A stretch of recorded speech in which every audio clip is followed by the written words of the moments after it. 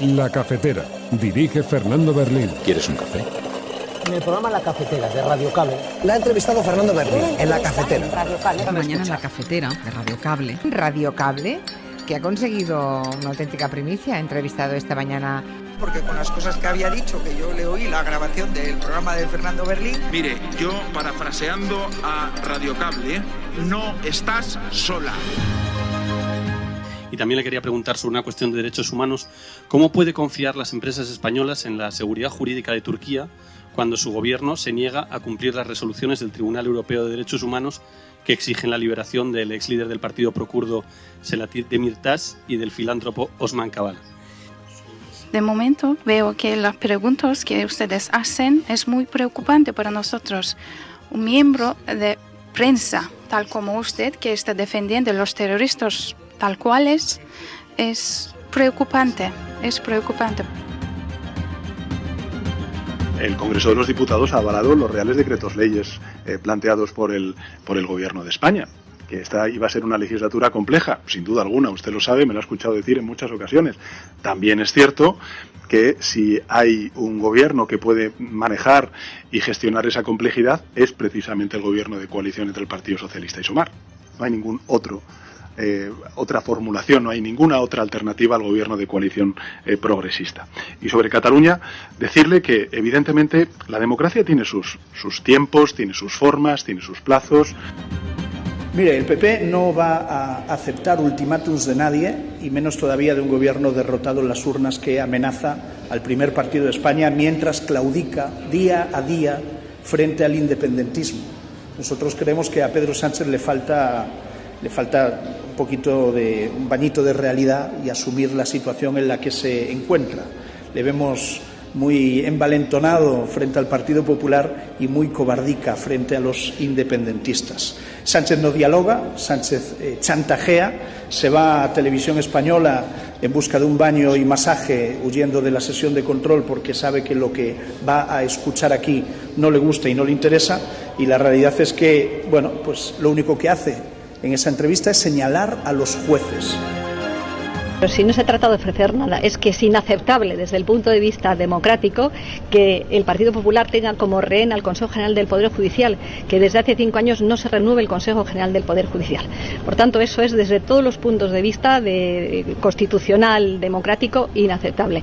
Así que no se trata de que se hable de amenazas, que se hable de intermediaciones, es que el Partido Popular tiene que cumplir con su obligación y tiene que dejar de tener de rehén al Consejo General del Poder Judicial. Porque no nos olvidemos, aunque el Consejo General del Poder Judicial parece que está funcionando, pues realmente no está funcionando en absoluto, porque no puede hacer ni siquiera nombramientos. Y yo lo que he pedido varias veces y lo vuelvo a pedir a los vocales del Consejo General del Poder Judicial, que hagan lo que hizo el presidente Carlos Lesmes, que dimitan. Usted dijo el otro día, dejó los cargos orgánicos, ¿no?, dentro del movimiento Sumar, de lo que es el partido, no la suma de partidos que llevan después a la candidatura, pero que aspira a ser candidata cuando haya elecciones, ¿no? Yo no he dicho nada de esto en ningún lugar. ¿No le gustaría ser candidata? No, yo no he hecho esta afirmación en ningún sitio. Desmiento esta información. ¿Y cómo tiene que articularse ese espacio de cara a esas elecciones? No me compete a mí. Ahora mismo creo que son las formaciones políticas las que deben de trabajar, pensar bien. Vamos a seguir trabajando de manera fraterna entre nosotros para seguir poniendo en marcha las políticas progresistas. Por supuesto, desde el gobierno de coalición, donde además seguimos teniendo y tenemos una muy buena relación entre las diferentes componentes del gobierno de coalición. Y yo creo que tanto Yolanda Díaz como el presidente del gobierno ya lo han dicho. Vamos a impulsar desde el gobierno todas las políticas progresistas que necesitan, todas las políticas que además hagan que nuestra democracia sea más robusta. Así que esa parte no ha cambiado mucho, pero no ha cambiado nada desde este fin de semana. O sea, que se desvincula totalmente del proceso que siga a partir de ahora, no del debate que pueda haber. Yo he dimitido, yo ya sé que es muy raro, que no sé si ha dimitido. Porque un año ha pasado de Magariños a este punto. Efectivamente. Es complicado, habrá mucha gente que entienda que es difícil de entender. Es tan complicado como que todo el mundo me llamaba, pero si no dimite nadie. Usted es responsable también de bienestar animal. ¿Qué le parece que durante la Feria de San Isidro las ventas hayan estado llenas todos los días? Me parece que es algo que no se refleja en las estadísticas de asistencia a estos espectáculos, ni en el número ni en el público. Mi posición sobre esto es meridianamente clara. A mí me parece que la tortura, el sufrimiento y la muerte innecesaria de un animal no debería ser objeto de entretenimiento en una sociedad democrática avanzada.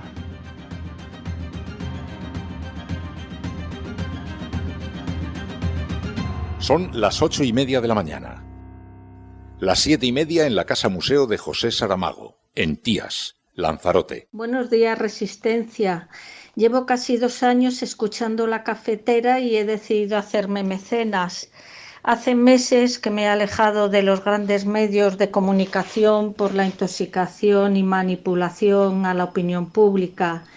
Y por eso he buscado refugio e información en aquellos periodistas que yo considero honestos, con humanidad y principios. Pienso que el equipo de La Cafetera reúne todo ello y considero necesario apoyarlo. Muchas gracias, un abrazo y viva la resistencia cafetera.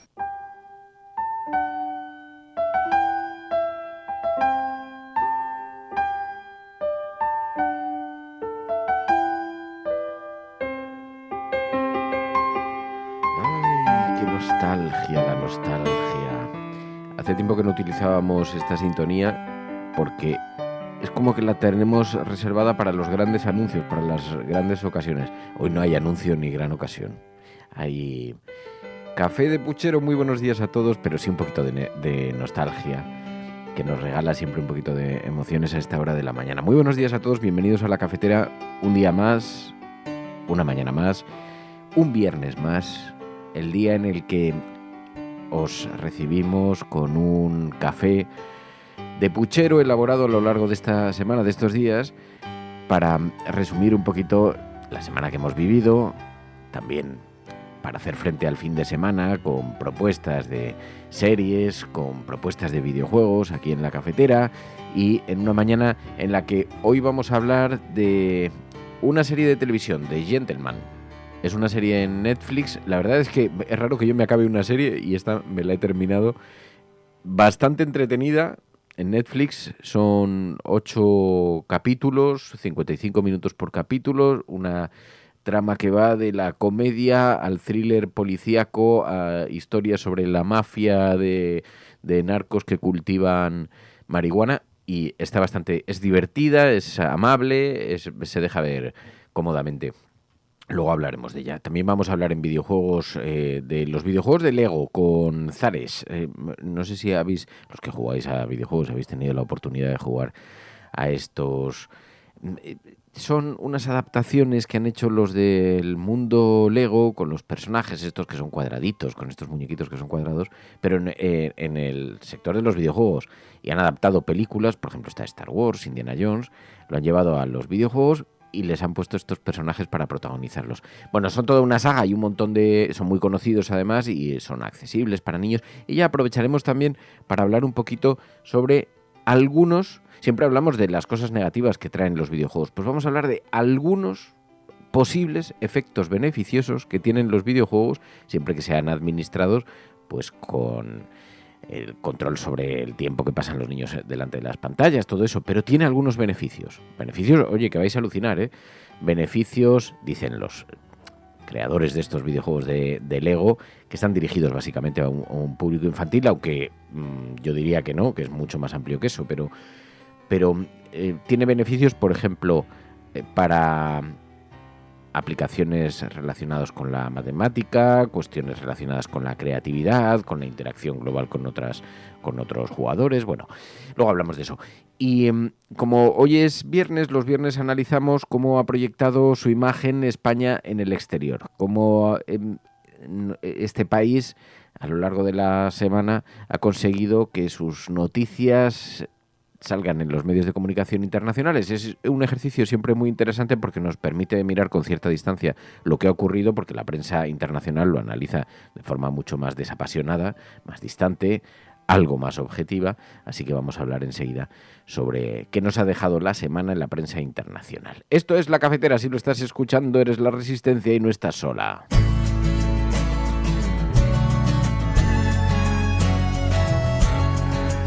sí, que hemos empezado de tan calmados que hemos empezado, de tanta calma. Bueno, pues muy buenos días, ¿cómo estáis? ¿Cómo estáis? Berlín está sentado en pijama en el estudio. Son las 6:50. Aquí el sol ha comenzado a salir. A estas horas en invierno es noche cerrada, pero a estas alturas del año ya está perfectamente iluminado todo los tejados de Madrid y a esta hora comienza a moverse la ciudad. El otro día vi que a Nueva York la llaman la ciudad que nunca descansa, la ciudad que nunca duerme. Digo, ese es un poco... El centro de Madrid nunca duerme, eso seguro. Pero bueno, pues aquí estoy sentado en el estudio con una taza de café en las manos, saboreando el primer gran trago del café y con todas con los medios abiertos, con todas las portadas en esta mañana en la que la actualidad nos deja diferentes aproximaciones, diferentes titulares. Hoy el G7 es protagonista en las portadas de los periódicos, donde se han reunido los principales mandatarios globales. El G7 movilizará activos rusos para ayudar a Ucrania, un acuerdo político para dar un crédito de 46.000 millones a Kiev, que se devolverá con el interés de bienes congelados a Moscú, dice esta mañana el periódico El País. Mientras hay en esas portadas nos encontramos con diferentes protagonistas internacionales que están reunidos en este encuentro y que ocupa, por ejemplo, líneas en el periódico La Razón. Biden y Zelensky, acuerdo bilateral de seguridad por 10 años. El G7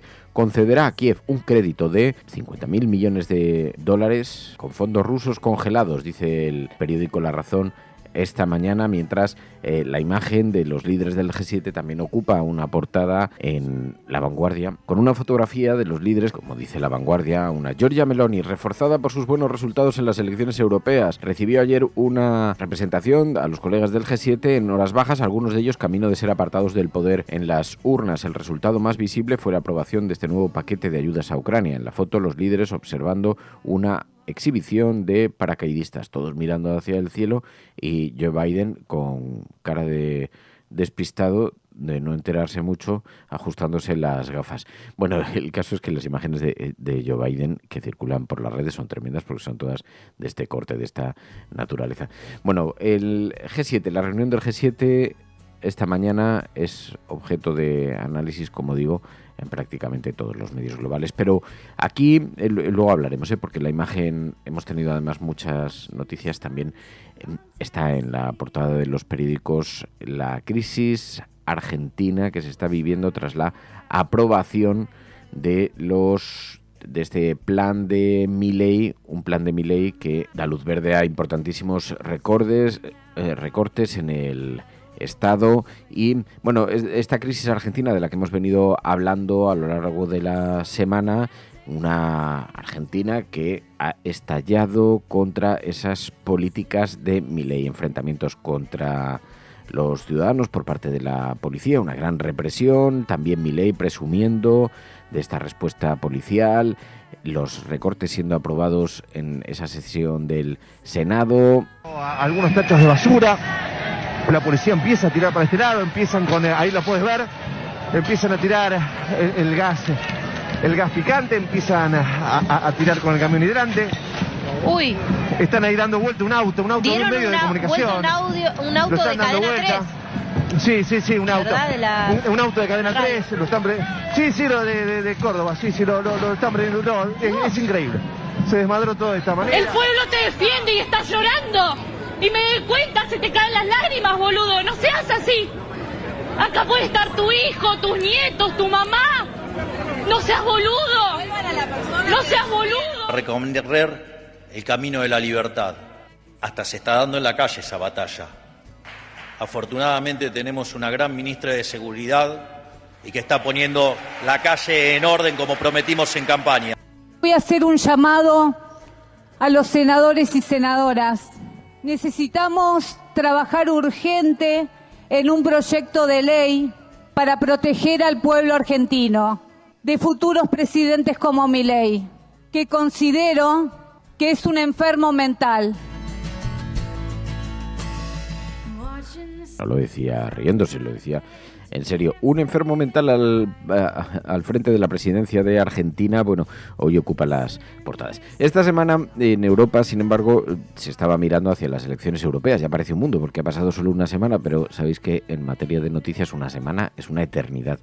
Vivimos esta semana la convocatoria de las elecciones europeas y el resultado. En España todos tenían algo a lo que agarrarse, alguna posición en la que acomodarse. Ni las derrotas fueron muy estrepitosas ni las victorias fueron gloriosas, aunque ha provocado pequeñas revoluciones políticas. En Francia, las izquierdas unidas para frenar a la extrema derecha. Notre volonté face à la grande bataille démocratique qui vient dans 3 semaines, notre volonté de partir ensemble dans cette bataille, pour proposer une alternative à la politique d'Emmanuel Macron et pour combattre l'extrême droite raciste. C'est une première étape et nous allons continuer à travailler dans les prochaines heures pour faire en sorte d'être prêts dès les prochains jours parce que la bataille elle va commencer vite. Allez manifester. Unas izquierdas unidas en torno a un programa común, en torno a unos objetivos compartidos y también a un liderazgo compartido para intentar frenar electoralmente en las izquierdas, en las elecciones, a esa extrema derecha en ascenso, y que provocó, entre otras cosas, el anuncio de Macron de adelantar las elecciones legislativas en ese país. Bueno, no solamente ha tenido consecuencias políticas el resultado electoral en Francia, sino que además también hemos visto cómo allí la derecha francesa ha destituido a su líder por buscar alianzas con los ultras.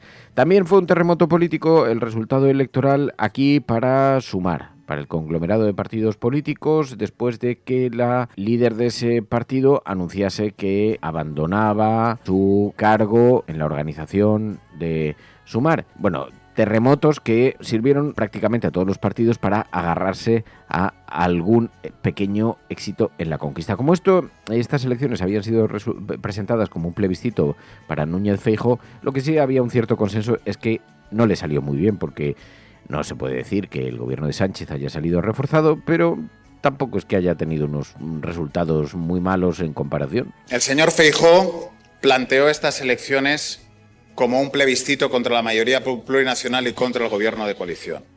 Y con los resultados ya en la mano podemos decir que el señor Feijóo no ha ganado este plebiscito. Con los resultados en la mano, el bloque progresista, el bloque plurinacional y el bloque de la derecha con la extrema derecha están equilibrados. Luego hablaremos en el resumen de prensa internacional con Pilar de la Peña, lo vemos porque ha sido el objeto de análisis también, la emergencia de un nuevo frente en la extrema derecha.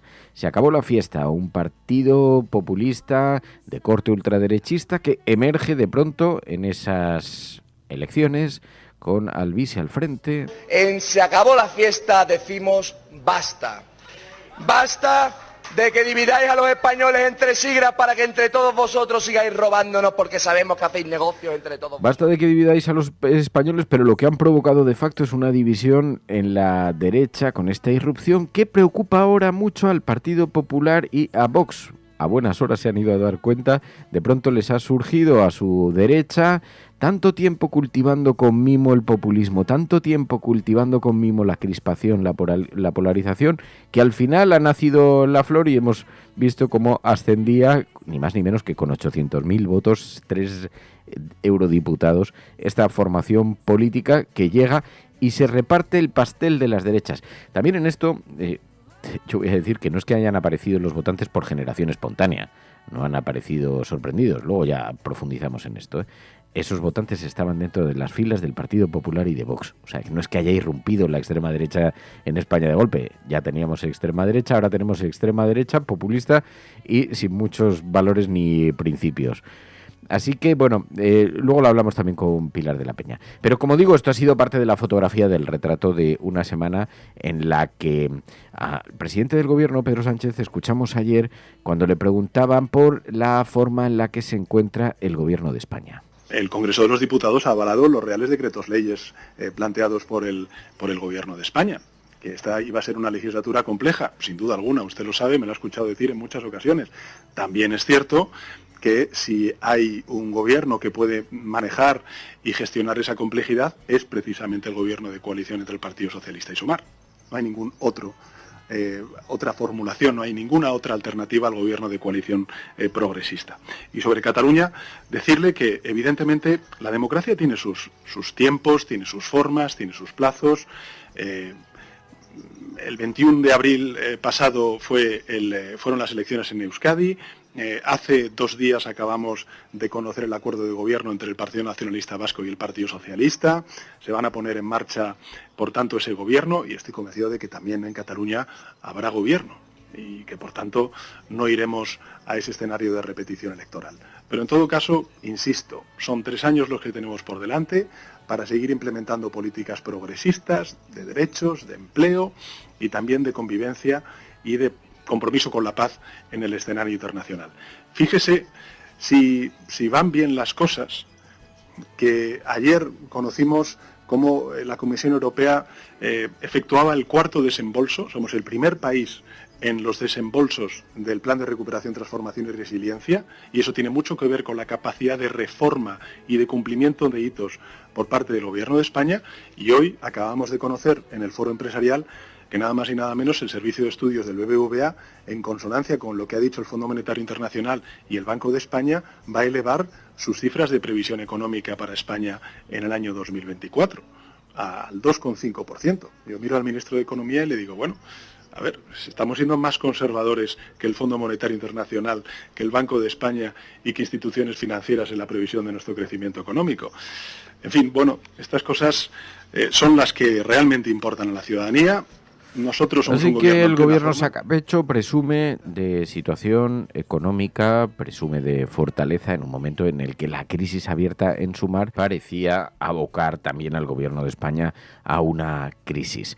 Bueno, es algo sobre lo que se ha estado especulando en estas horas, mientras hemos visto que esta mañana tenemos alguna noticia más sobre la nueva dirección, el equipo que pilotará la transición de Sumar después del anuncio de Yolanda Díaz de su retirada como coordinadora, como organizador del grupo político. Las dirigentes Elizabeth Duval, Lara Hernández, Chema Guijarro y Rosa Martínez pilotarán la nueva etapa en la que esperan reforzar relaciones con el resto de socios, hacer al grupo parlamentario más beligerante para defender a sus políticas, dice esta mañana la SER. El País, Público.es también conforman la nueva dirección temporal de Sumar, el grupo de coordinación que aprueba la composición de una dirección transitoria tras la dimisión de Yolanda Díaz como coordinadora general y con la vista puesta en la renovación de la formación en otoño. Los grupos políticos que forman parte de Sumar esperan que haya más horizontalidad con esta dirección colectiva que negociará con el resto del espacio y esperan, como dice esta mañana los diarios, que se pueda abrir más a una dirección más colegiada y menos centralizada. Bueno, estos nombramientos que llegan en un momento en el que, es verdad, las miradas estaban puestas en los diferentes candidatos y no se sabe quién pilotará después la candidatura, porque ayer Yolanda Díaz concedió una entrevista en Televisión Española. Allí le preguntaron si ella será candidata. Eludió la pregunta porque en realidad lo que contestó es que ella había negado a hacer referencias a eso en algún momento.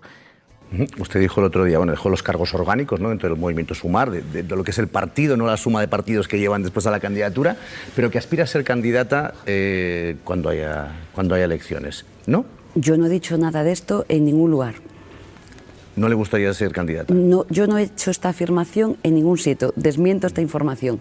¿Y cómo tiene que articularse ese espacio de cara a esas elecciones? No me compete a mí. Ahora mismo creo que son las formaciones políticas las que deben de trabajar, pensar bien. Yo la única reflexión que hago, voy a trabajar por mi país, voy a dar estabilidad, como siempre he intentado hacer, al gobierno de coalición progresista. He hablado hace mucho tiempo de cuidar la coalición, la voy a cuidar más que nunca. Somos una excepción en el mundo. Fíjese, acabo de estar en la OIT hace escasamente 2 días y el reconocimiento... Así que eludía contestar directamente si en el futuro será candidata de ese grupo político, en el caso de que lleguen a las elecciones y se presenten esos partidos de forma de forma unitaria, pero en todo caso, bueno, el liderazgo de Sumar, que está ahora en esta transición, en este terremoto. Bueno, el caso es que nos encontramos con esto en las portadas. Hemos visto al Partido Socialista también asegurando que esto no influirá en el normal transcurso de la legislatura, que esto no va a afectarlo, que el grupo parlamentario está garantizado, el funcionamiento normal del grupo parlamentario, que el resto, pues los diputados y todo esto, la legislatura está en marcha, como escuchábamos antes a Pedro Sánchez. También a algunos partidos que forman parte de esa coalición de Sumar, descartando postularse para liderar. Ayer vimos, por ejemplo, a Mónica García. Vamos a seguir trabajando de manera fraterna entre nosotros para seguir poniendo en marcha las políticas progresistas. Por supuesto, desde el gobierno de coalición, donde además seguimos teniendo y tenemos una muy buena relación entre las diferentes componentes del gobierno de coalición. Y yo creo que tanto Yolanda Díaz como el presidente del gobierno ya lo han dicho. Vamos a impulsar desde el gobierno todas las políticas progresistas que necesitan, todas las políticas que además hagan que nuestra democracia sea más robusta. Así que esa parte no ha cambiado mucho, pero no ha cambiado nada desde este fin de semana.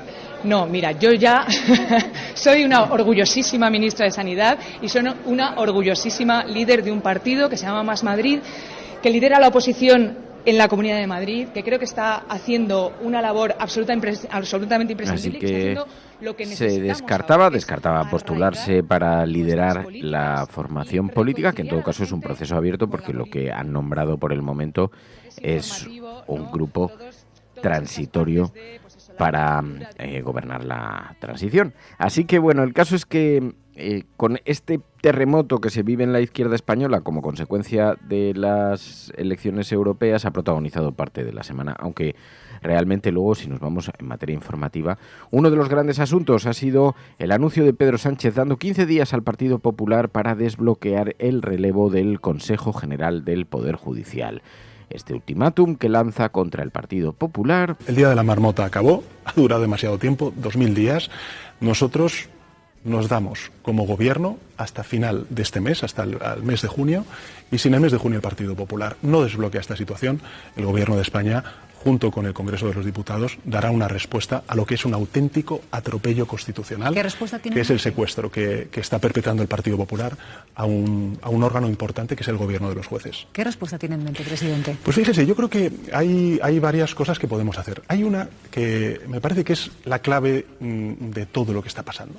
Si analizamos el derecho comparado de lo que representan los gobiernos de los jueces en España y en el resto de Europa, hay una particularidad que crea un incentivo perverso, en este caso, para que el Partido Popular trate de conservar el poder del Consejo General del Poder Judicial, que es nada más y nada menos que los nombramientos, la facultad de poder nombrar los magistrados y magistradas que posteriormente van al Tribunal Supremo o a los Tribunales Superiores de Justicia.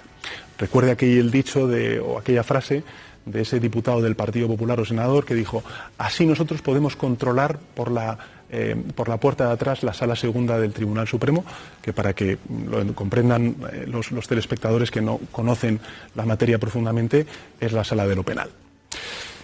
Yo creo que este es un debate que tenemos que abrir. Nos centramos mucho en las mayorías. Y probablemente eso haya llenado mucho las tertulias, también las de su programa. Pero realmente el problema, el incentivo perverso que tiene el Partido Popular para continuar bloqueando la renovación del Consejo General de Poder Judicial es la facultad que tiene esa institución de nombrar a los magistrados que posteriormente van al Supremo o a los Tribunales Superiores de Justicia. Por tanto, yo creo que viendo lo que pasa en otras partes de Europa, lo que sí que podríamos es revisar esa facultad. Y hacerla, por supuesto, mucho más objetiva, mucho más transparente y, evidentemente, no politizada, como por desgracia ahora mismo está en manos del Partido Popular. Así que un cambio que anuncia el gobierno y que ha respondido por la oposición con críticas. Mire, el PP no va a aceptar ultimátums de nadie, y menos todavía de un gobierno derrotado en las urnas que amenaza al primer partido de España mientras claudica día a día frente al independentismo.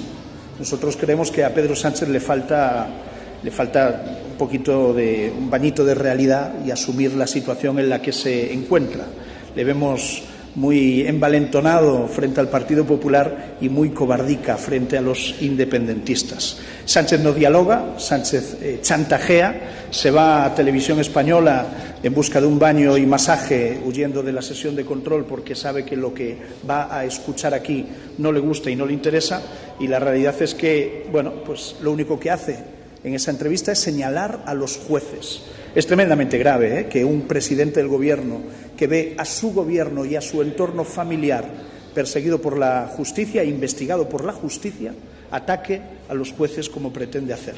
Si lo que busca Sánchez es aumentar su control sobre los jueces, lo que le podemos decir es que no cuente con el Partido Popular, porque no nos va a encontrar para eso.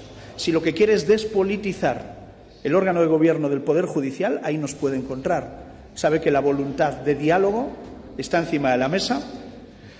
Hay que tener mucha cara dura después de 2000 días, 5 años con el Consejo General del Poder Judicial bloqueado.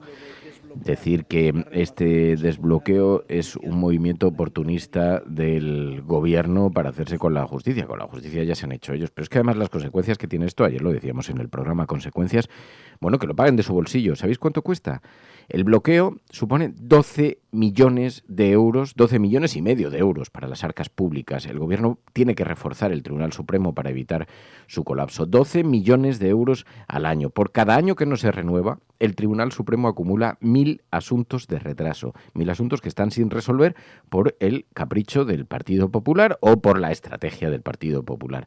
26 plazas del Supremo no están cubiertas, 72 de los tribunales superiores de justicia y audiencias provinciales lo mismo de lo mismo, se ha paralizado la carrera profesional de cientos de jueces y de magistrados, en fin, y luego el descrédito tan extraordinario que suponen en términos de reputación para los jueces, para la justicia en España, y que es señalado por la propia Comisión Europea, esta falta de renovación, como uno de los problemas políticos, bueno, sino el principal problema político de nuestro país. Así que sí, ahora va a resultar que es oportunista desbloquear la situación tal y como la tiene el Partido Popular, a pesar de saltarse la Constitución de cabeza. Bueno, ayer precisamente decía Margarita Robles, el Partido Popular debe dejar ya de una vez de tener secuestrado al Consejo General del Poder Judicial. Pero si no se trata de ofrecer nada, es que es inaceptable desde el punto de vista democrático que el Partido Popular tenga como rehén al Consejo General del Poder Judicial, que desde hace 5 años no se renueve el Consejo General del Poder Judicial. Por tanto, eso es desde todos los puntos de vista constitucional, democrático, inaceptable. Así que no se trata de que se hable de amenazas, que se hable de intermediaciones, es que el Partido Popular tiene que cumplir con su obligación y tiene que dejar de tener de rehén al Consejo General del Poder Judicial, porque no nos olvidemos, aunque el Consejo General del Poder Judicial parece que está funcionando, pues realmente no está funcionando en absoluto, porque no puede hacer ni siquiera nombramientos. Y yo lo que he pedido varias veces, y lo vuelvo a pedir a los vocales del Consejo General del Poder Judicial, que hagan lo que hizo el presidente Carlos Lesmes, que dimitan. No se puede reunirse como se reúnen ellos, dando lecciones de deterioro institucional, cuando ellos son los primeros que están contribuyendo a un deterioro institucional y constitucional clarísimo. Así que yo creo que el modelo, la pauta la marcó en su día el presidente Carlos Lesmes, y eso es lo que deberían hacer los vocales. Y el Partido Popular dejarse de excusas y de pretextos y no tomar como rehén al Consejo del Poder Judicial. 12 millonazos de euros que salen de tu bolsillo, de mi bolsillo, del bolsillo de los españoles cada año a cuenta de este bloqueo del Consejo General del Poder Judicial. Ya no solamente por una razón de moralidad y de respeto institucional o de respeto a la Constitución, es que tiene importantísimas consecuencias. Esta ha sido otra de las cosas que han tenido protagonismo en una semana en la que nos recuperábamos, sí, de la agitación que supone también las elecciones europeas y la irrupción de nuevos grupos en la extrema derecha, el impulso que hemos visto, que se observa de esto, del discurso del odio en diferentes países europeos, y en una mañana en la que también tenemos algunas otras informaciones. Otra nueva negativa al juez García Castellón por parte de las autoridades helvéticas. Suiza desmonta la causa por terrorismo en el caso Tsunami, dice el periódico El País esta mañana. Pero si hay un fenómeno que tiene preocupada a la derecha, que es lo que está provocando movimientos telúricos en la derecha, es la irrupción, como decíamos antes, de Alvise Pérez. Asusta a la derecha, dice esta mañana en el periódico El País, una columna de opinión. Cuando parecía que Feijóo tenía normalizado a Vox, aparece una formación de ultraderecha más dura y más oportunista. Es que ha habido un pequeño terremoto porque sabéis que una de las principales cuestiones sobre las que se sustenta la derecha española es la monarquía. Pues bien, Vox compra a Alvise su discurso contra Felipe VI y desata un terremoto en la ultraderecha. Infolibre lo lleva esta mañana en su portada. La formación de Abascal ha reclamado por primera vez al monarca que dé una respuesta contra la amnistía por ser parte de su deber, y eso ha molestado a parte del partido. Alvise, el líder de ese... Se acabó la fiesta, ha dicho públicamente: la pregunta de los españoles es ¿para qué cojones sirve el rey? Y eso ha empujado a toda la derecha y la extrema derecha a asimilar esos resultados. Claro, llevo estos días archivando algunos artículos que han aparecido en la prensa. Fijaos en qué datos nos deja el resultado de las elecciones. De los 800.000 votos que ha recibido esa formación política, han supuesto 300.000 votos de Vox, 230.000 del Partido Popular. Luego hay una cierta ambigüedad sobre de dónde salen los 70.000 restantes. Hay quien cree que tiene que ver con el Partido Socialista. Quizás sea más fácil encontrar en el desaparecido Ciudadanos la semilla de estos movimientos. Pero en todo caso ha descolocado el tablero político y hace un roto a Vox y pone en muchos aprietos al Partido Popular. Decía Público.es esta semana: el agitador ultra ha frenado el crecimiento de los de Santiago Abascal. En Génova titubean a la hora de responder sobre cuál será su relación con esta agrupación, pero Feijóo, decía esta semana El Confidencial, alertó a sus varones sobre ese fenómeno.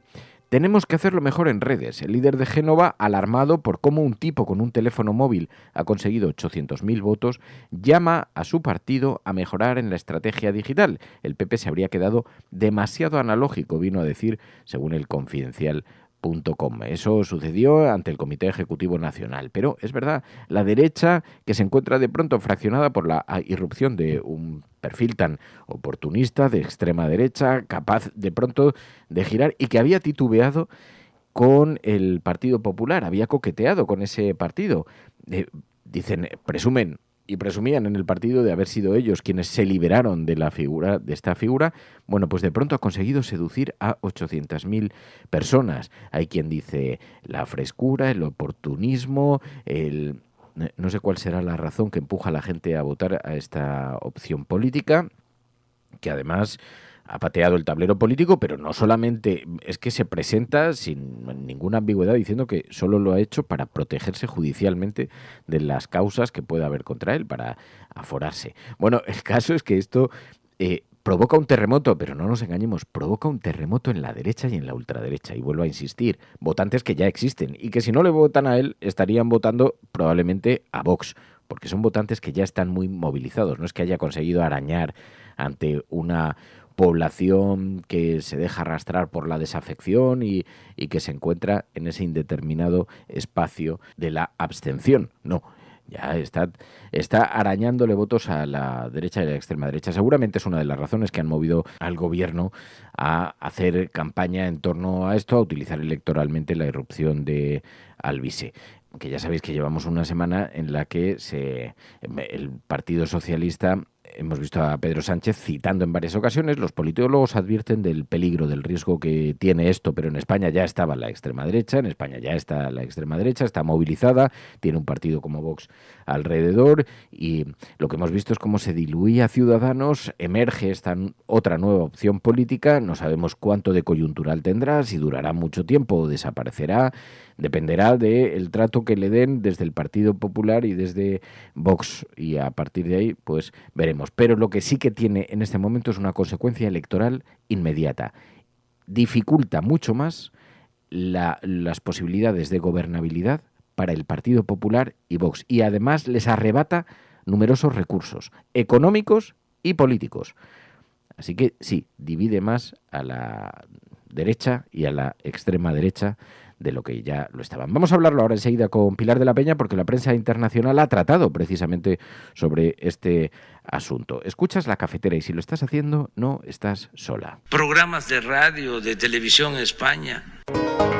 La prensa burlándose de nuestra propuesta. Podrán decir todos los periódicos del mundo lo que quieran. Que a democracia va a ganar. En España, el ex vicepresidente del gobierno... En España finaliza el recuento de votos en los comicios municipales y autonómicos con una participación del 64%. Rodrigo Rato is under investigation. Dejaré lo mejor de mí, para poder estar a la altura de la confianza que ustedes me han entregado. No olvidamos justicia, verdad, respeto. Seguimos. Bueno, pues ya sabéis que cada viernes abrimos en la cafetera un espacio para reflexionar en torno a la imagen de España, la imagen que proyecta España, pero también para resumir la actualidad política de nuestro país de los últimos días y cómo los medios de comunicación internacionales han estado destacando estas noticias en sus países. Pilar de la Peña, muy buenos días. Hola, buenos días. En una semana en la que ha sido noticia las elecciones europeas. Se recogía la victoria del Partido Popular, pero también hay coincidencia en resaltar que es un revés menor para Sánchez porque no le termina de tumbar, ¿no?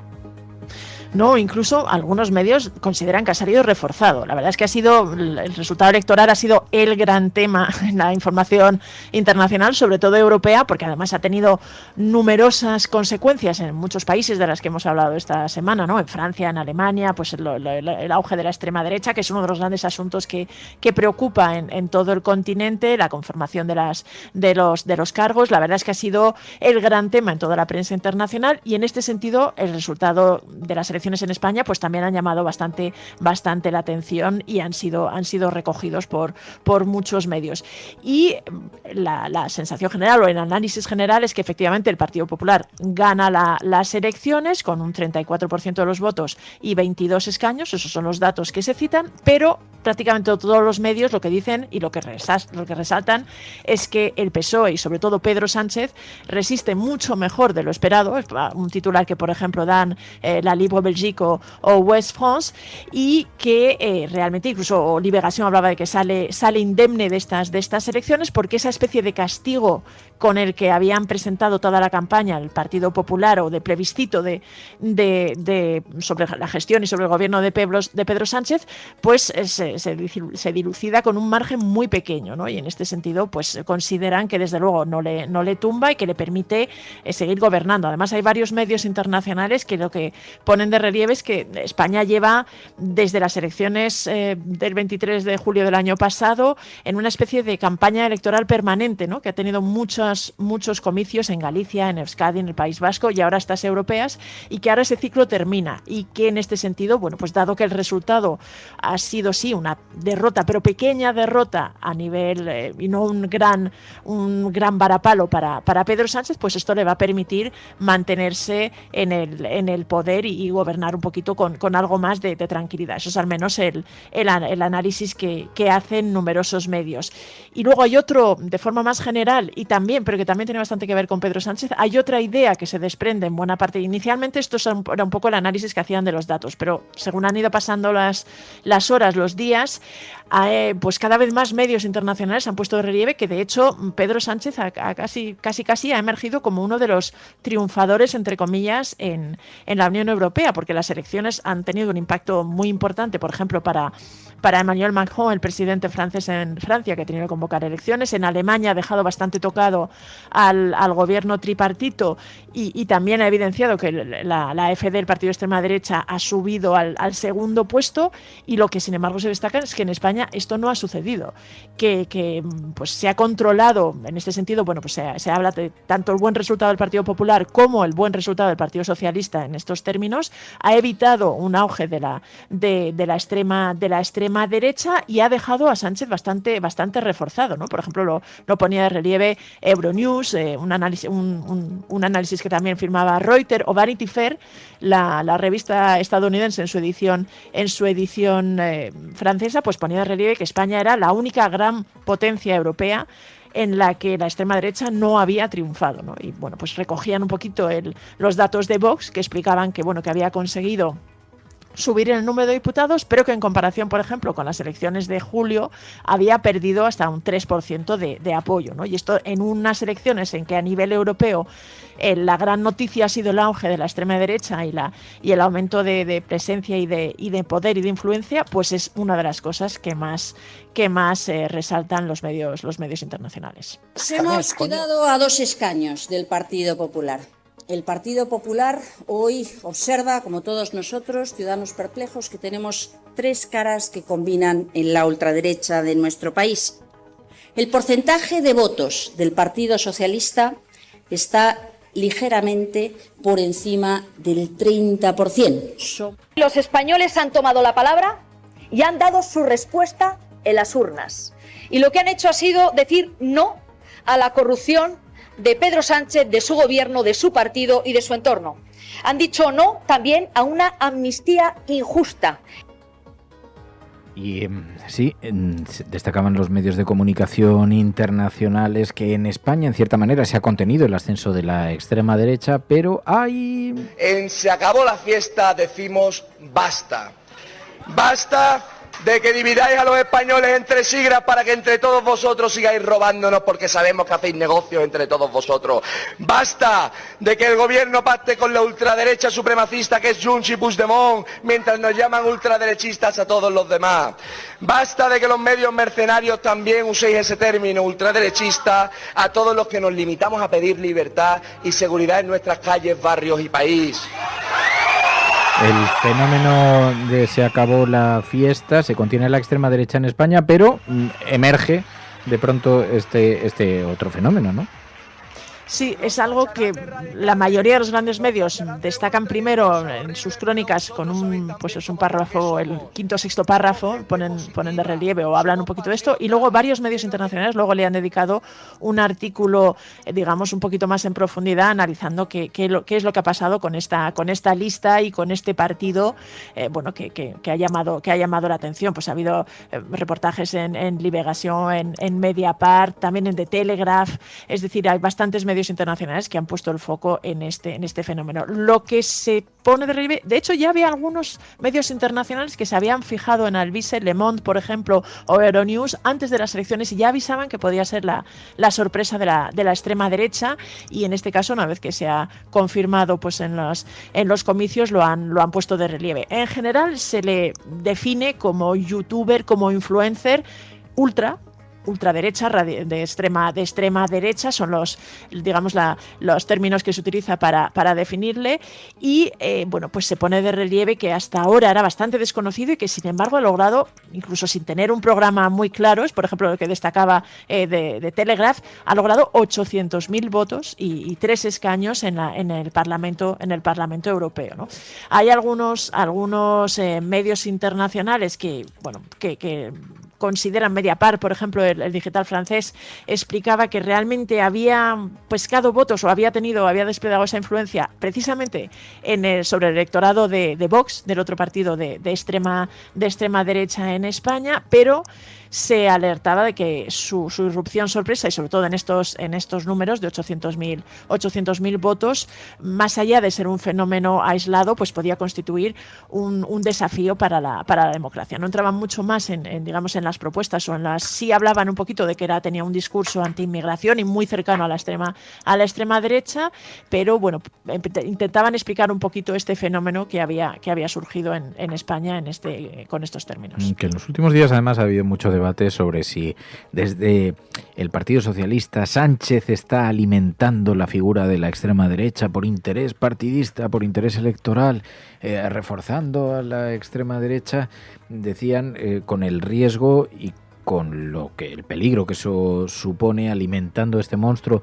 Pero la verdad es que yo, después de darle... Es verdad que lo han introducido en el debate, pero no nos engañemos, los votantes del Partido Popular y de Vox son los que se han ido a este nuevo partido político, que cualquiera diría que es que los votantes de Alvise han surgido por generación espontánea, gracias a Pedro Sánchez. Que esto es una cosa que están utilizando también mucho para para la confrontación política, culpar a Sánchez de todo. Ahora del ascenso de la extrema derecha, ¿no? La extrema derecha está creciendo en todo el mundo. Es verdad que además aquí en España el hecho de que haya surgido esta candidatura lo que hace es dividir todavía más a la derecha. ¿Puede que tenga riesgos alimentarlo? Es posible, porque podríamos acabar teniendo a un presidente, como ha ocurrido con Milei en Argentina, como Alvise. Pero lo cierto es que en este momento, en este escenario, está destrozando, porque 800.000 votos robados a PP y Vox son muchos votos, ¿eh? Es mucho dinero, son muchos recursos al final de las elecciones. Y cuando se habla de todo esto, digo, bueno, cuidado con la equidistancia, con terminar siempre culpando a la izquierda de cuando el ascenso de la extrema derecha... que solo hace el Partido Popular, porque el análisis a nivel europeo es precisamente que en España se ha contenido esa ola y esa marea que es bastante generalizada, ¿no? Y que está llegando y que está realmente dejando bastantes problemas a otros muchos gobiernos en el continente. Y sin embargo en España, pues mal que bien, aunque ahí están emergiendo y hay una presencia más o menos establecida, pues se está manteniendo unos márgenes bastante más estrechos que en el resto del continente. Pero a mí que se termine al final dando más hostias a Pedro Sánchez que al propio Alvise, cuando se habla del ascenso de la extrema derecha, no, es que los culpables del ascenso... Hombre, podemos hablar de la extrema derecha un poquito. Después de atacar a Sánchez podemos volver, independientemente de lo que le parezca a Sánchez a cada uno. Pero la extrema derecha... Que yo creo que en ese sentido la derecha siempre ha hecho este tipo de oposición. Como Felipe González también lo llevaron a una caricatura que ahora le están reivindicando, irónicamente. El Tiempo pone a todo el mundo en su sitio, pero llegaron a decir barbaridades de Felipe González. Con Zapatero también pasó cuando estaba en la recta final y ya no sabían qué decir o cómo ridiculizarle más o cómo pues socavarle para intentar derrotarle en las urnas. Y yo tengo la sensación de que con Pedro Sánchez está pasando bastante lo mismo, ¿no? Y que el tiempo será el que ponga las cosas en su sitio, dará cierta medida, pero claramente la exageración y la caricatura en la crítica creo que queda bastante patente. Bueno, y el terremoto en la izquierda empezó con este momento. La ciudadanía no se equivoca cuando vota y tampoco se equivoca si decide no ir a votar. Es siempre nuestra responsabilidad y en este caso, y sin duda ninguna, es mi responsabilidad. La ciudadanía ha hablado y yo voy a hacerme cargo. Por ese motivo, he decidido dejar mi cargo como coordinadora de Sumar. Es necesario que haya un debate y con esta decisión abro el camino, que sin duda debe ser colectivo, tanto en el seno de Sumar como en las organizaciones que forman parte de la coalición de Sumar. Bueno, digo, ha sido el terremoto de esta semana. La izquierda tiene otros terremotos. Pero esta semana eso de pronto pues abre un camino, el camino de la sucesión, quizá de la disolución de Sumar, quizá también algunos se cobran la venganza en plato frío o disfrutan el momento en plato frío, pero lo que pasa es que 24 horas después... Los seguidores de Sumar, les digo que tranquilidad, Yolanda Díaz sigue formando parte de la ejecutiva de Sumar, sigo formando parte del órgano de dirección de Sumar, de la coordinadora que se ha convocado para este jueves. Yolanda Díaz no se va, Morales. Por tanto, preservamos al gobierno de coalición progresista, vamos a seguir ganando derechos para seguir dando pasos adelante. Se va, pero no se va de la coordinación, pero no de la coordinación del grupo parlamentario, no de la vicepresidencia. Bueno, el caso es que todo esto también abre muchos terremotos políticos, incluso en los que orada también el Partido Popular, la oposición, que no se resiste, no ignoran el momento. Bueno, hay una curiosa forma de asumir las responsabilidades por un fracaso electoral, que es quedarse con el despacho, con los choferes y con la casa oficial del ministerio. Siempre te sorprende... El debate que se abre en la izquierda es indiscutible, en todo caso, la unidad, la mitología de la unidad es posible, la disolución... ¿Esto ha tenido algo de repercusión en la prensa internacional, Pai? Ha tenido algo, no mucha, la verdad. Es que, y por ejemplo, prácticamente no he encontrado ningún medio anglosajón que lo haya recogido, pero sí que ha habido varios medios de Francia, de Alemania, incluso de Marruecos, aunque la línea, lo que han destacado en Marruecos, luego te cuento, es llamativo. Pero sí, por ejemplo, lo han destacado medios como France Info, la emisora francesa, Die Tageszeitung o L'Humanité, y bueno, pues han puesto de relieve que esta dimisión sorprendía un poquito, que era la líder de la formación de extrema derecha. Todos estos medios medios explican en qué consistía, qué era Sumar, pues recurriendo un poquito a calificativos como izquierda alternativa, como extrema izquierda, como izquierda progresista y social. Son un poco las etiquetas que se pone al fenómeno Sumar, y todos estos medios intentan explicar en qué consistió la plataforma, cómo nació para intentar aglutinar a numerosas formaciones de izquierdas, y sobre todo lo que destacan era que era el socio de gobierno, ¿no? Die Tageszeitung, por ejemplo, el diario alemán, en un artículo de Rainer Bandler, que esta misma semana le tuvimos aquí en la cafetera y nos explicó un poquito su análisis electoral de España y de Alemania, pues ponía de relieve que realmente Sumar había emergido como para tomar un poquito del relevo de Podemos, y realmente había conseguido que el gobierno de coalición pudiera volver a formarse. Sin embargo, había sufrido en estas elecciones un batacazo considerable, ¿no? Es lo que ponen de relieve todos los medios que se hacen eco de la dimisión de Yolanda Díaz, que los malos resultados, pasando del 12% de votos que tuvo en 2023, es verdad que junto a Podemos, pero se había quedado reducido en un 4,6%. Die Tageszeitung también entraba un poquito más en esta rivalidad y en este enfrentamiento con Podemos, aunque señalaba que Podemos también había quedado algo tocado con un 3,3% de los votos. Y sobre todo, también, bastantes medios internacionales lo ponían de relieve como un riesgo para la estabilidad del gobierno, en el sentido de que podía debilitar a los socios de la coalición, y que desde el Partido Socialista había una cierta preocupación. Tageszeitung lo ponía de relieve.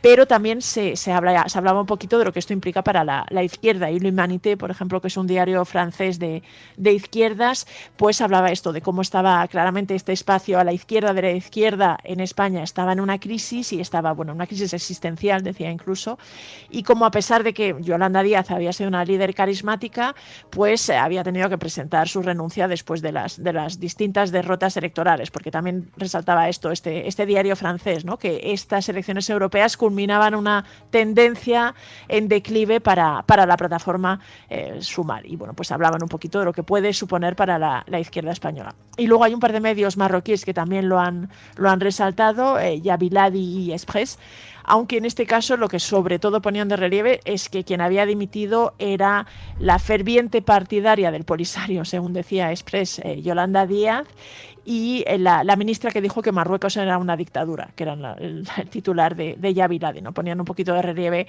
la posición que siempre ha mantenido Yolanda Díaz en defensa de las posiciones del Sáhara Occidental, y que algo que numerosos medios en Marruecos les molestaba, o lo han recordado en ocasión de esta dimisión.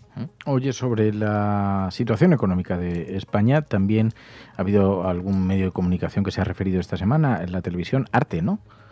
Sí, la televisión Arte ha publicado un reportaje que se titulaba algo así como La insolente salud de la economía española, y ponía un poquito de relieve esto, ¿no? Como frente a una serie de problemas en buena parte de la eurozona, pues España protagonizaba, otra de las frases que decía, era un pequeño milagro con sabor a revancha, porque esta idea de cómo la economía española, no solo la española, también la griega, incluso la portuguesa, han renacido de la época de crisis en las que se les señalaba como los enfermos de Europa, y como cuando hubo toda esta retórica un poco en contra de las economías, y un poco por el tema del déficit, de la austeridad, toda esta polémica que hubo, pues sin embargo ahora se había dado la vuelta, y los países tradicionales, los tradicionales buenos alumnos como Francia o Alemania, o incluso Países Bajos, estaban teniendo problemas, y sin embargo España pues figuraba a la cabeza casi del crecimiento, casi que quintuplicaba el crecimiento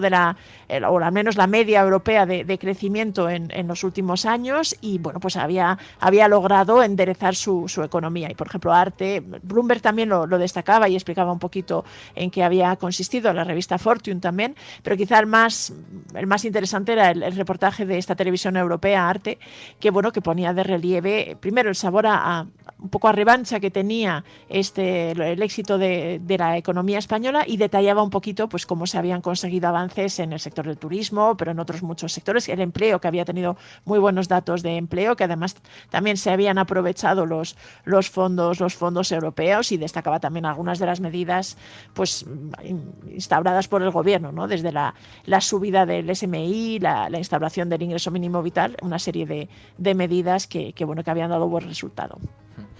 Pues Pilar de la Peña, gracias, Pai, muchísimas gracias. gracias a la resistencia siempre.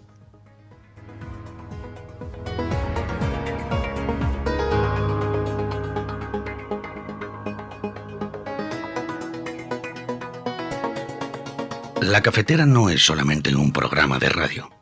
La cafetera es tu compañía. Si valoras el rato que pasamos juntos, apóyala. radiocable.com/mecenas. La cafetera no es solamente un programa de radio. La cafetera es tu compañía. Si valoras el rato que pasamos juntos, apóyala. radiocable.com/mecenas. La cafetera y Neutral presentan Plata o plomo. El mundo en series. En el Juego de Tronos o ganas o mueres. Con Fernando Berlín y Ana Pastor. ¿Sabes dónde estás? Es una radio pirata. De la zona neutral. Nos recuerda un poco por qué luchamos. La noche es oscura y alberga horrores. La noche es oscura y alberga horrores. Nada cambia de golpe. Si estuvieras en una bañera que se calienta poco a poco, morirías hervida sin darte cuenta. Estamos juntos.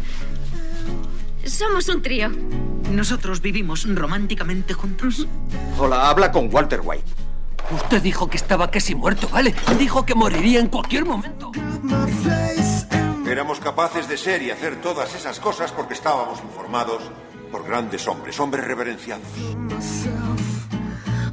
Plata o plomo, el mundo a través de las series de televisión, a través de las películas, de los documentales, con Ana Pastor, Neutral. Ana Pastor, buenos días. Muy buenos días. Fue una caída muy fea.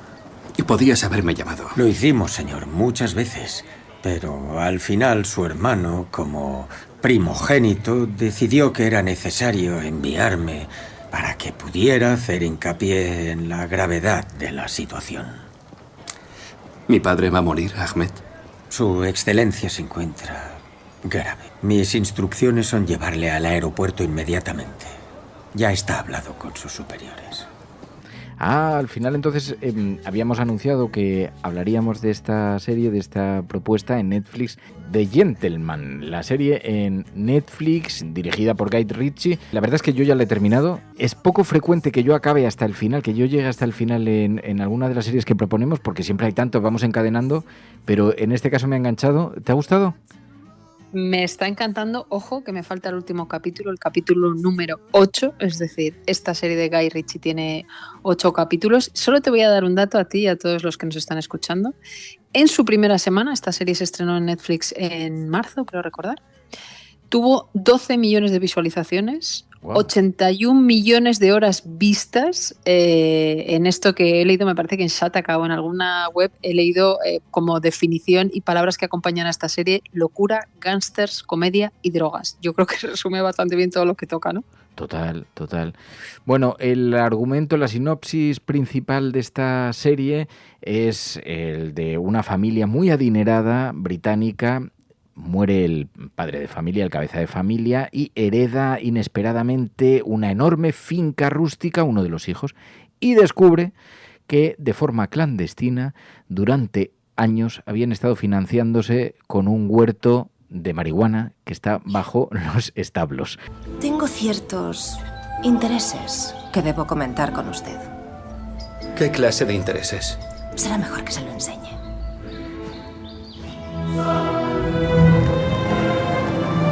Su padre me caía bien. Era todo un caballero. Un pelín excéntrico, pero bueno. Habrá sido un shock heredar todo. La casa, el título. Me han pasado cosas peores. ¿Le mencionó los ingresos que estaba sacando de la granja? No, nada. No sería importante o yo lo habría sabido. Depende de lo que usted considere importante. Estaba sacando 5 millones en metálico al año. Más dividendos. Disculpe. 5 millones de libras. Pues supongo que no era de yogures y hamburguesas. Y a partir de ahí empieza su relación con las mafias, con los proveedores, con ese universo mafioso, y entonces se dan situaciones que van... yo diría que es medio cómica, medio thriller, aunque está catalogada como comedia. Tampoco sé si es muy de descojonarse, pero es divertida, sí, ¿no? Bueno, yo creo que es que quien sepa un poco quién es Guy Ritchie entenderá que todo eso que tú has dicho está metido en la coctelera de la cabeza de Guy Ritchie, que es el creador, es el productor ejecutivo, de hecho es co-guionista de todos los capítulos y ha dirigido 2 de ellos, los primeros, ¿no? Es un tipo brillante a la vista hasta de los productos que hace y me gusta en tu sinopsis que has dicho una finca rústica, bueno, es un castillo espectacular de estos británicos con, en fin, no sé cuántas miles de hectáreas, y ese huerto que tú has denominado de marihuana son una cantidad de plantaciones subterráneas debajo del castillo que el padre nunca les contó, aparentemente, y que él ahora tiene que gestionar. ¿No te ha recordado un poco? Voy a decir tres series, un poco locura relacionarlo, pero me ha recordado por un lado a Succession por la parte que tiene de familia, herencia, etcétera. Sí. Me ha recordado a Los Soprano. Sí. Bueno, un poco porque al final el mundo narco británico para mí era una revelación. Conocíamos narcos de otro tipo, ¿no? Más latinos o más españoles o incluso más italianos, pero en el mundo británico me ha llamado la atención. Y la tercera es Breaking Bad. Bueno, esas 3 series como que me han resonado en la cabeza, no digo que se haya inspirado ni mucho menos en ellas, pero las temáticas, luego tiene un punto de Tarantino en lo violento, que es a veces tú que eres más... Es verdad. Así, no sé si te ha resultado violenta o no. No especialmente violenta, pero es verdad que... porque además creo que la estás viendo con tu hijo, ¿no? O sea, digamos que es para todos los públicos. Hay ratos que quizá es, pues eso, un poco Tarantino, pero es digerible. Está también estructurada, tiene tanto sentido, ¿no? No, es perfectamente digerible. O sea, sí que lo estaba pensando. Yo el otro día vi uno de los capítulos también con Fer. Pero es verdad que de pronto te sorprende pero no es que no esté muy presente en la serie la violencia, pero de pronto sí que tiene algún gesto que, joder, pues, que le ha volado la cabeza delante de... Eso sí. Pero son 55 minutos por capítulo. Esto, lo de la duración, es algo que un día tenemos que hablar largo y tendido, porque a mí cada vez se me hacen más largos cada vez me cuesta más ver contenidos largos. Y eso que está muy bien estructurada. ¿Pero te ha pasado con esta? No me ha pasado porque atrapa muy bien, y de hecho me he visto algún día me he visto 2 capítulos seguidos. Pero es verdad que es una duración un poco prolongada para presentación y desenlace. Sí. Pero está todo inventado. Quiero decir, si esta, fíjate, no solo no se te han hecho largos los capítulos, sino que ha habido noches que te has visto 2, es que está muy bien hecha y que cuando hay un producto de este tipo bueno, aparte tiene un casting también espectacular, tiene un ritmo un poquito también a ratos lo ralentiza y a ratos parece un videoclip. Sí. Y te hace un retrato, lo que se ha llamado también esto de Eat the Rich, comete al rico, ¿no? En series, destrozando a este tipo de familias, estas sagas familiares a las que detestas cuando las ves, ¿no? Que es un poco lo que pasa aquí en The Gentleman, pero luego es verdad que dentro de ese ecosistema familiar hay personajes a los que adoras y hay personajes a los que aunque intentes darles una mirada un poco más compasiva no puedes. Y yo creo que eso se reproduce en un montón de series de estas que hemos nombrado y que también pasan de Gentleman, que por cierto está basada en una peli que hizo también Guy Ritchie en el 19. Claro, eso te iba a preguntar porque buscándolo he visto que había una película con el mismo título dirigida por Guy Ritchie también, ¿no? ¿Y es la misma historia? ¿Es de lo mismo? Sí, bueno, son el mismo equipo. Entonces, es verdad que tiene una filmografía curiosa. Bueno, a Guy Ritchie se le ha conocido por su trabajo durante muchos años. Ha hecho, bueno, en fin, tiene una larga lista de películas muy, muy conocidas, desde Sherlock Holmes hasta... me parece que Sherlock Holmes de hecho hizo 2, Snatch, Cerdos y Diamantes, que tiene este rollo muy parecido al de la serie, Aladdin, o sea que tiene un talento para hacer series como esta y luego de repente convertirse en un género completamente diferente, y además estuvo casado con Madonna, que es el salseo habitual que se le recuerda. Sí, estuvo casado con Madonna muy al principio. No sé si llegó a dirigir algún videoclip de ella, pero vamos, tuvieron una relación larga. Y es un tipo muy curioso. Ya te digo que además está muy metido en la serie, en todos los tramos de la producción, del guión, de dirigir algunos de los capítulos, y está siendo un pelotazo para Netflix. Se estrenó en marzo y ahora de hecho ha revivido, ¿no? Unos cuantos meses después vuelve a estar como muy arriba. Decías que el estreno ha sido espectacularmente visto, ¿no? No sé si se ha anunciado, ¿habrá segunda parte o no? segunda temporada? No, estamos en fase de, se lo está preguntando mucha gente también, síntoma de que la gente está viendo esta primera temporada ahora. A mí se me escapaba incluso que existía, lo que tú decías, la película de 2019. Pero ya hay varios artículos de cuando se estrenó preguntándose si habría segunda temporada.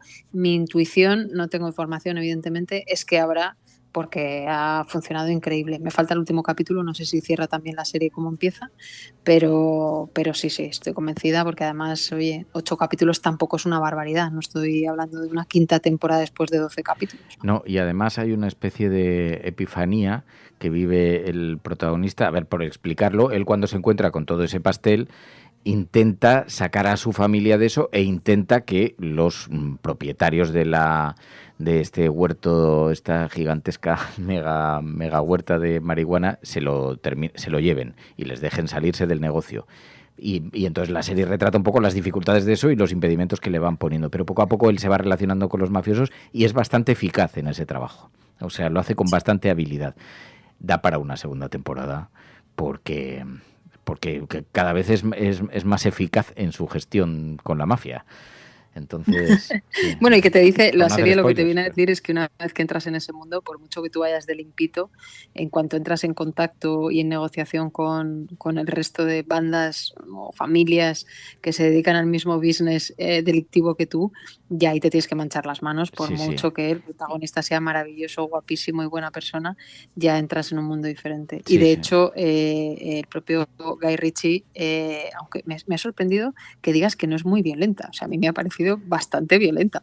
Bastante, o sea, hay escenas de, bueno, no vamos a desvelar mucho, pero la pelea de boxeo, el momento vestido de gallina al hermano, o sea, hay escenas salvajes. Sí, es verdad. Lo que pasa es que hemos visto tanto ya en las series que después de Juego de Tronos, acuchillar a una embarazada, todo me parece poco. Sí, pero lo digo porque me sueles pedir cosas románticas, entonces me llama la atención. No, tampoco románticas, pero sí. No, pues sin embargo me ha parecido entretenida. Lo que no me ha parecido es asfixiante, porque en ese equilibrio que hace entre el humor, entre el humor negro, el sarcasmo y también el thriller y todo esto, pues eso está bastante equilibrado. O sea, no es una cosa que te envuelva y que digas, joder, qué angustia ver cómo sale de esta. No, es divertido, o sea, es amable por lo menos, ¿no?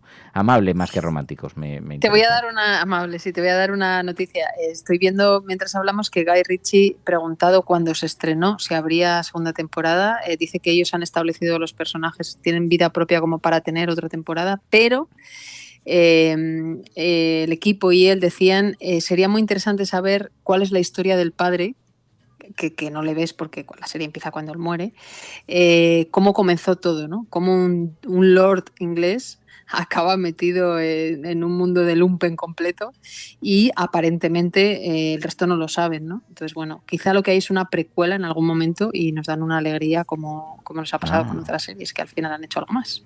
Pues mira.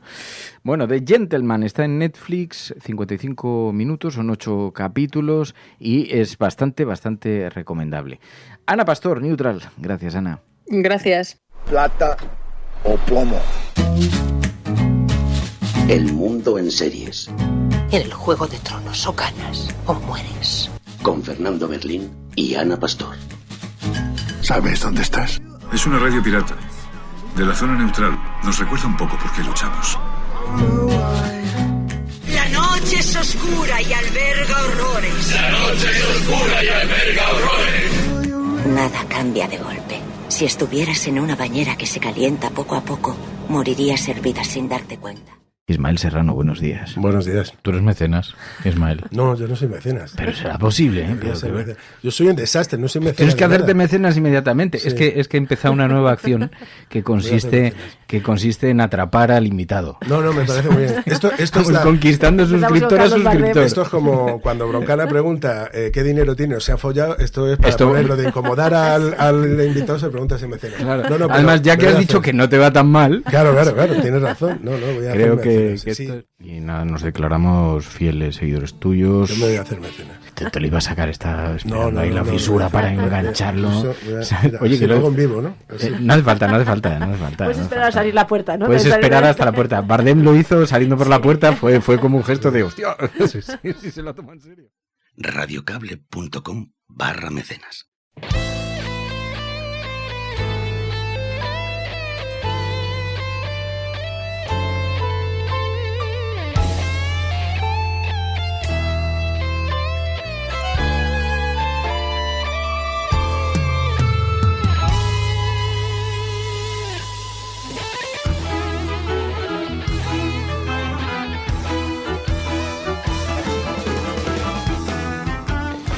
Bueno, pues también el entretenimiento, el ocio digital ocupa espacio en este ratito en el que, gracias a los oyentes, navegamos alrededor de los videojuegos, de propuestas, y esta semana con Zares. Patricia, muy buenos días.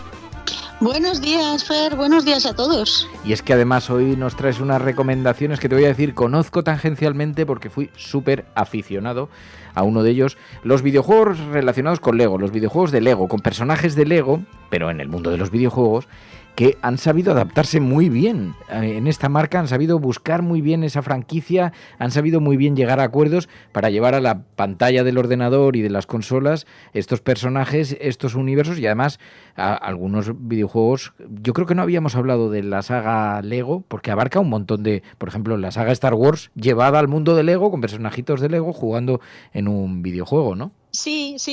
De Star Wars además es de los que más hay, porque estaban los 3 o 4 que son antiguos, que estaban recopilados ya previamente. Los que yo jugaba, precisamente. Estaban muy bien, eran muy buenos juegos. Y luego el año pasado, o el anterior, no, creo que fue el año pasado, salió otro nuevo que recogía... Ya sabes, estos juegos muchas veces lo que hacen es recontar las películas con su sentido del humor, ¿vale? Como el sentido del humor de las pelis o de los dibujos animados de Lego, trasladado a lo que es un mundo explorable, jugable, con una serie de fases, de puzzles. Bueno, pues este de Star Wars, que salió el año pasado, realmente es un juego nuevo que te vuelve a contar todas las películas. Incluso hay cosas que tienen que ver con las series, con el Mandaloriano, por ejemplo, que está muy bien, te lo cuenta otra vez, pero no es el único. Hay de los primeros que hubo fue un Indiana Jones, los tienes de los Vengadores, los tienes de todo lo de DC, de hecho los de DC son muy buenos, tienes los de Harry Potter, que son muy buenos también, El Señor de los Anillos, tienes de un montón de cosas, incluso de videojuegos, porque el último que se anunció hace una semana o la semana pasada en el Summer Fest, que es como una especie de E3, ya hemos hablado alguna vez de estos eventos que presentan juegos, bueno, pues de los Horizon, que son esta saga de juegos de PlayStation que hablamos alguna vez en el programa, van a sacar también un Lego que se ve brutal y tiene pinta de ser súper divertido de jugar. Wow. El mundo de Lego, pero con lo que es los Horizon de tema. Claro. Ahora vamos a los títulos porque hay un montón, pero es el crossover total. O sea, imaginaos combinar los muñecos de Lego con esos cúbicos, cuadraditos, con esta estética tan particular, esos personajes con una película y además con el mundo de los videojuegos. Son videojuegos, además decías, claro, la ventaja que tienes es que son para todos los jugadores, son accesibles, son sencillos, para todos los públicos, porque tienen un humor muy fino, pero además no son muy complicados de jugar, ¿no? Sí, son muy accesibles, son muy buenos juegos para empezar a jugar videojuegos, además porque son juegos de acción, pero tienen puzzles también, pero tienen plataformas, pero te dejan explorar, son súper...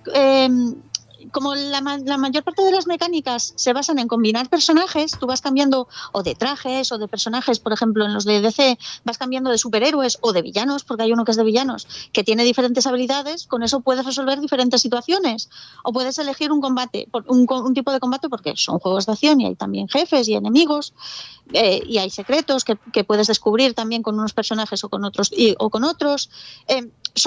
Es muy buen juego para empezar a coger muchas mecánicas de lo que son muchos juegos de todo tipo.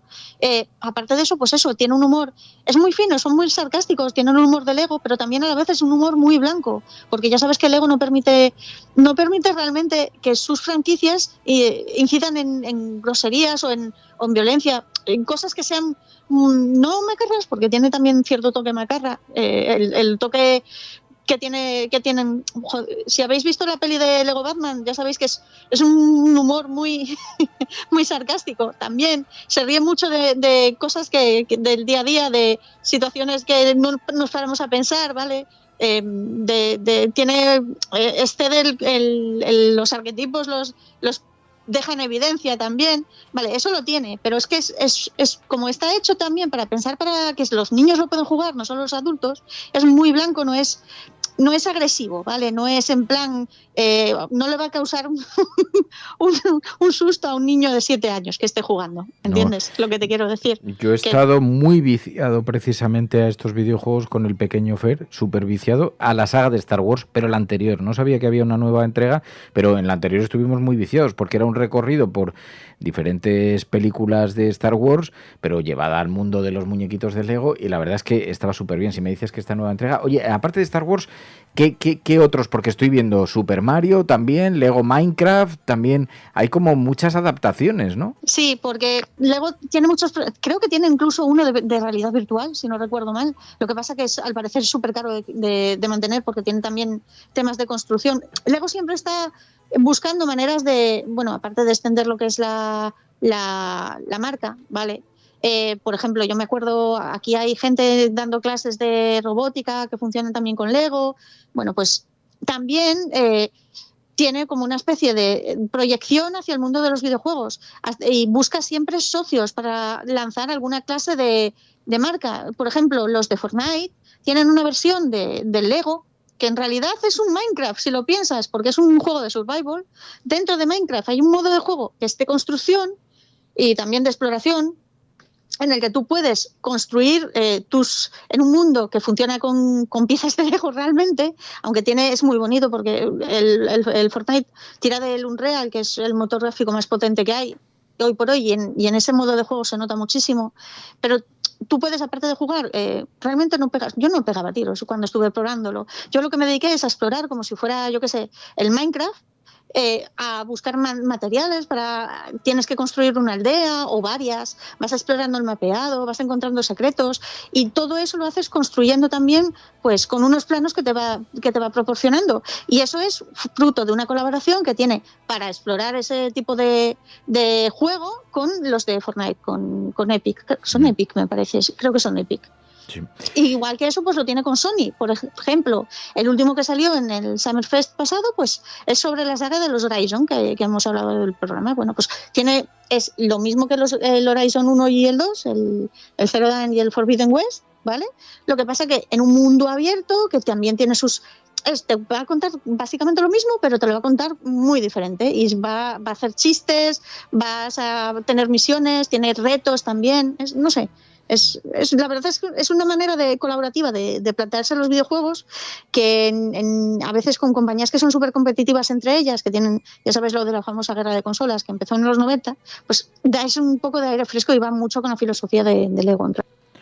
Y hay una cosa que es muy interesante, porque son videojuegos, como decía Zares, para todos los públicos. Y Lego ha hecho un esfuerzo también importante en encontrar cuáles son, ahora que el debate está tan abierto entre los padres de los críos que dicen es que pasa demasiado tiempo frente a la pantalla o frente a las consolas o en el mundo de los videojuegos. Y entonces el Lego, dentro de la propia, dentro del el espacio en internet de Lego, habla de las ventajas educativas. Todos sabemos que cuanto menos utilicen las pantallas, pues mejor. Que mejor sería con un libro, pues seguramente también. Pero una vez se comprende que se pueden establecer límites saludables también para los videojuegos, una vez articulamos que se pueden establecer límites, cuentan en Lego algunas cosas que son muy interesantes. Por ejemplo, los beneficios cognitivos que tiene el videojuego, que es una suerte de patio de colegio virtual, y los videojuegos te aportan ese tipo de cosas. Ventajas educativas, las plataformas de aprendizaje, los juegos educativos, además cubren una variedad de temas que son extraordinarias, que van desde las matemáticas hasta las ciencias, hasta la historia, hasta idiomas, hasta geografía, porque aprenden a través del ocio, a través del entretenimiento, pero aprenden nuevas dinámicas. También cuentan en Lego las ventajas sociales y emocionales, incluso jugadores, como ahora se juega en red, con los que uno puede forjar hasta amistades duraderas. Creatividad e imaginación, paisajes fantásticos, narrativas inspiradoras, personajes diversos. Los videojuegos transportan a la gente a otros universos, a otros mundos. Así que tiene ventajas educativas. Esto que está muy denostado ahora porque parece que hay que prevenirse del tiempo en la pantalla, y seguramente es así. Y lo importante es digamos, la gestión del tiempo, el control, la cantidad de tiempo, pero que tiene aportaciones que se pueden observar, que se ven a través de el juego en la pantalla o en las consolas, pues también es indiscutible. Y en este formato, además, Lego, pues es muy amable, porque como dice Zares, te lleva, además, a través de películas, hacen asociaciones con películas. Sí, es súper... Usa mucho la cultura pop en general.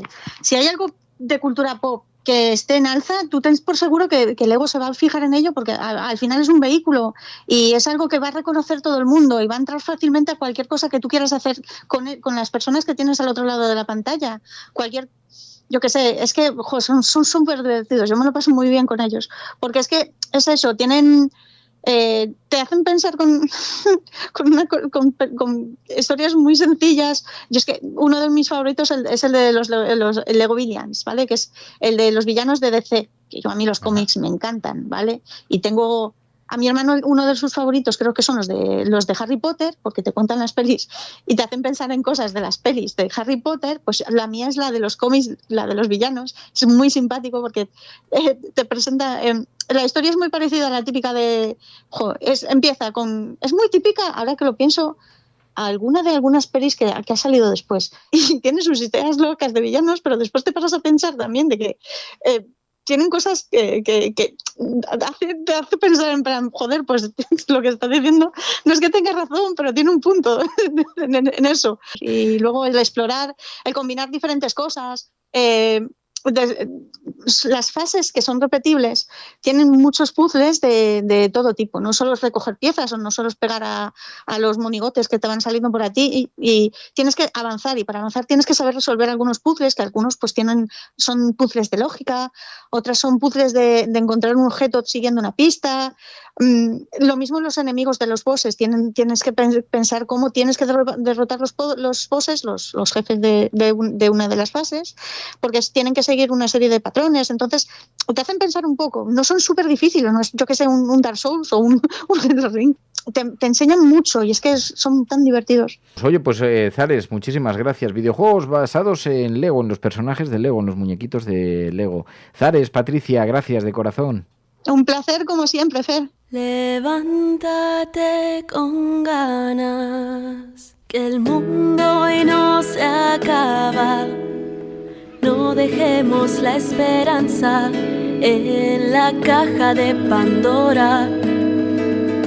Bueno, pues así nos vamos a marchar con propuestas para el fin de semana relacionadas con los videojuegos, con las series, para que puedas tener alguna propuesta de ocio en esta semana cafetera en la que la actualidad política lo gobierna todo como consecuencia de las elecciones europeas.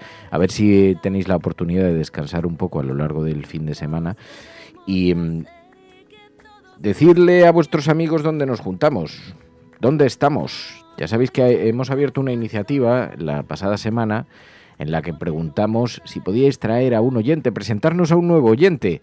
Algunos lo han hecho, ¿eh? Bueno, como soy la pesada, Mamen Léfica, que sepáis que en la boda hice, o por lo menos intenté, aunque la mayoría sabe que yo estoy aquí siempre con vosotros, pues a ver si se van sumando mecenas, porque por lo menos yo lo intenté. Venga, sigo escuchando. O sea que esto es muy fuerte, Mamen, gracias de verdad de corazón. Aprovechar en una boda para convencer a los comensales. Eso sí que es una acción de difusión. Eso sí que merece todo el reconocimiento del equipo cafetero. Gracias, de verdad, Mamen, muchísimas gracias por la ayuda. Mira, aquí va.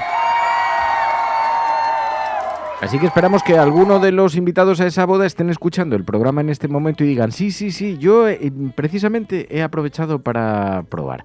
Bueno. Buenos días, Resistencia. Ayer he compartido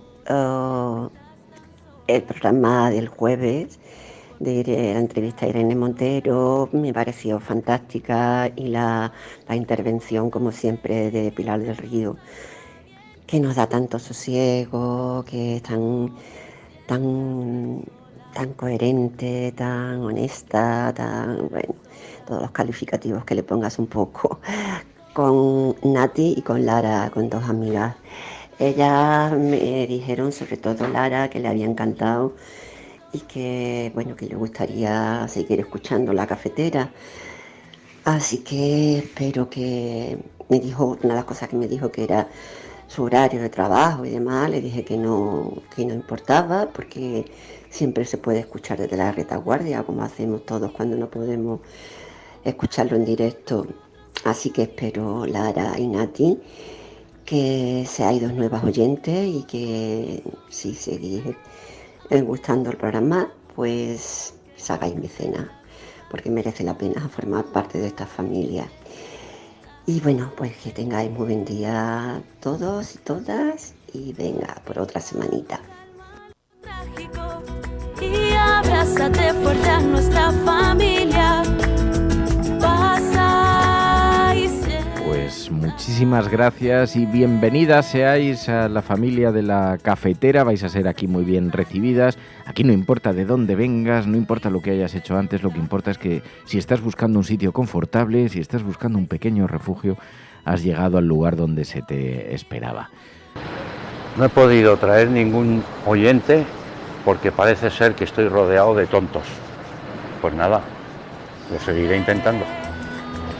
Bueno, pues te agradecemos muchísimo en todo caso el intento. Ya lo sabéis, el lunes hablaremos de estas cosas porque el lunes es el día de los oyentes de la cafetera, el día de los mecenas, de los suscriptores, y aprovechamos para abrazarnos con nuestra comunidad. Así que en nombre de todo el equipo y en nombre de los oyentes cafeteros, gracias de corazón. Nos vamos, pasad un buen fin de semana y portaos muy mal, que la vida es muy breve. Adiós, hasta el lunes. Imagínate una radio diferente, donde no importa quién seas o el lugar de donde vienes, siente sosiego en su refugio, será tu oasis permanente. No te sientas tan sola, porque nunca estarás sola. Juntos podemos hacer que todo salga bien. No te sientas tan sola, porque nunca estarás sola. Juntos podemos